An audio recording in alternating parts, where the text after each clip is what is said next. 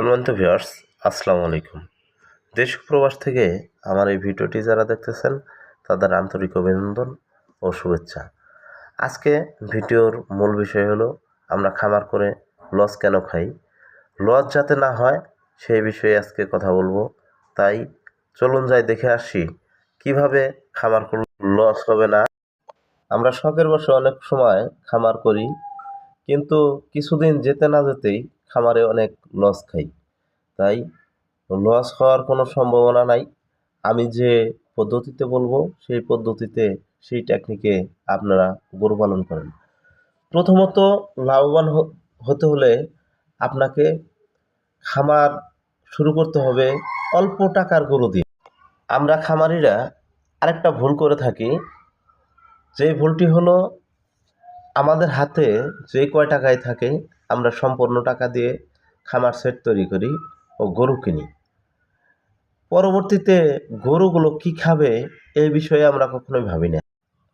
তাই আমরা যাহারাই খামার করব তাহারা অবশ্যই গরু কেনার আগে গরুকে কি খাওয়াবো এই বিষয়টা আমাদের মাথায় রাখতে হবে।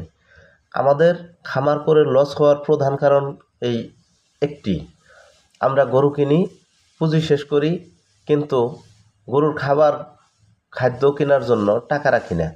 পরবর্তীতে গরুকে তো খাওয়াইতে, তখন আমাদের কাছে খাদ্য কেনার টাকা থাকে না। তাই এটি হলো খামারে লস হওয়ার প্রধান কারণ। আপনারা যাহারাই গরু কিনবেন খাদ্য কেনার জন্য টাকা হাতে পর্যাপ্ত পরিমাণ রাখবেন। গরুর ছেদটা যে আপনি তুলবেন 3 মাসের হোক 4 মাসের হোক, এই 3-4 মাসে গরু কয় টাকা খাবে সেই টাকাটা আপনি হাতে রেখে দিবেন। তাই আপনারা এই ভুলটি করবেন না, টাকা একেবারে শূন্য হয়ে গরু কিনবেন না। আরেকটি ভুল যেটি হলো আমরা করে থাকি, 10টি-12টি করে গরু পালন করি, আমরা একটি করে লোক রাখি, লোকের কিন্তু বেতন দিতে হয়। আমরা যাহারাই খামার করব তাহারা অবশ্যই নিজে পরিশ্রম করার মন মানসিকতা থাকতে হবে। খামার শুরু করলে যে লাভ হবে এমন কিছু না। খামার শুরু করতে হলে আপনাকে কষ্ট করতে হবে, আমাকে কষ্ট করতে হবে। বন্ধুরা, কষ্টের মাঝেই আমাদের সুখ লুকিয়ে আছে। কষ্ট না করলে কখনো সুখের সন্ধান পাওয়া যাবে না।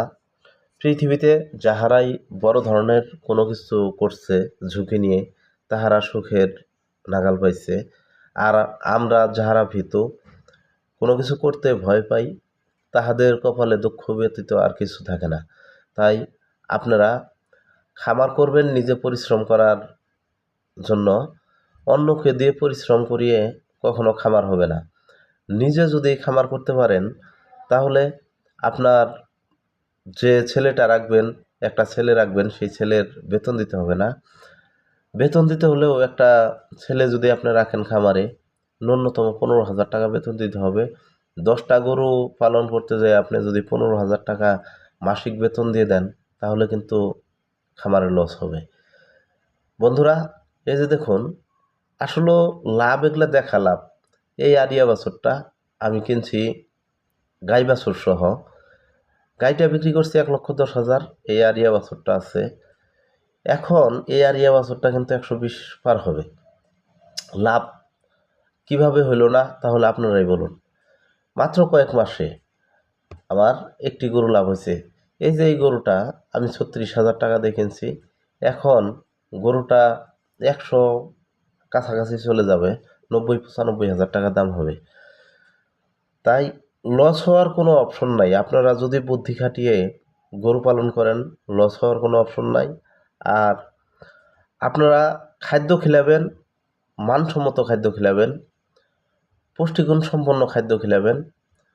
নর্মাল খাদ্য কখনোই গরুকে খাওয়াবেন না, কারণ গরু আপনাকে তো লাভ দিয়ে যাবে, গরু আমাকে লাভ দিয়ে যাবে। বন্ধুরা, গরু যদি লাভ দিয়ে যায় তাহলে তাহাকে আমরা খারাপ খাবার কেন খিলাবো?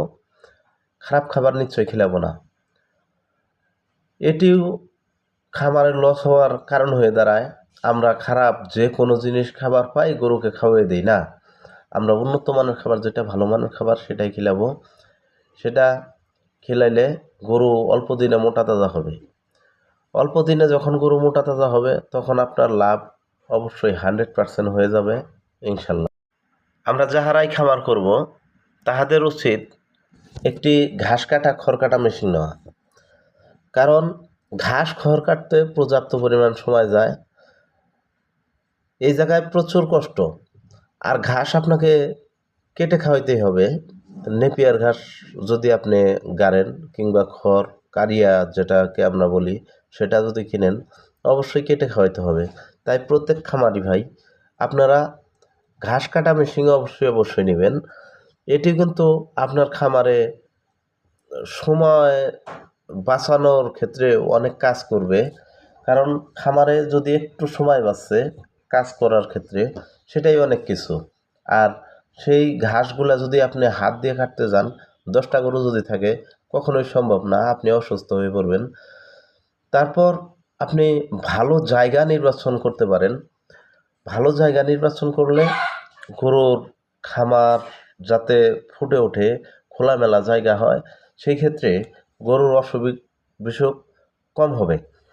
আর যখনই আপনার গরুর অসুখ বিসুখ কম হবে তখন কিন্তু আপনার লাভ 100% হবেই ইনশাল্লাহ।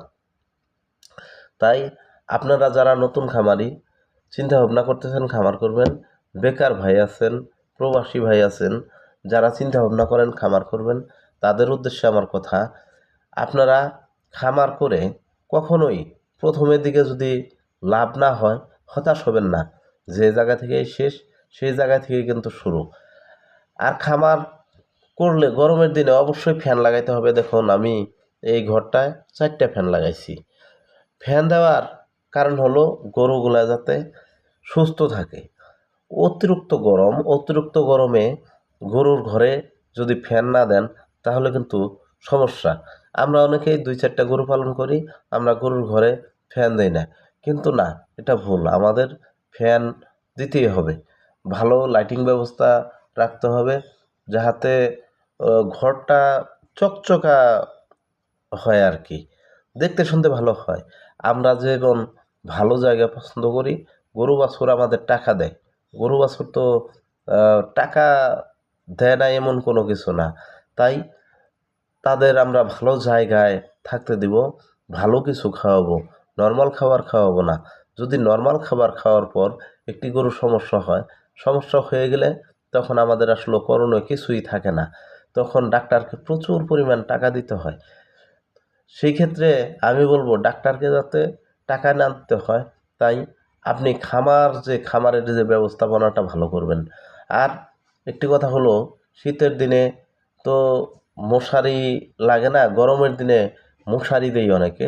তা মশারি দেওয়া ব্যতীত আপনি কয়েল ব্যবহার করতে পারেন, যাহাতে যে আলো বাতাসটা ঢোকে। মশারি যখন দিবেন তখন কিন্তু ঘরে কোনো প্রকার আলো বাতাস থাকবে না। তাই আপনারা মশারির পরিবর্তে কয়েল ব্যবহার করবেন। তো বন্ধুরা, আমার ভিডিওটি যদি ভালো লাগে দয়া করে অবশ্যই সাবস্ক্রাইব করে দিবেন। যাহারাই খামার করতে চাইতেছেন খামার করে ফেলুন আর দেরি না করে। তাহলে সবাই সুস্থ থাকুন, ভালো থাকুন। আসসালামু আলাইকুম।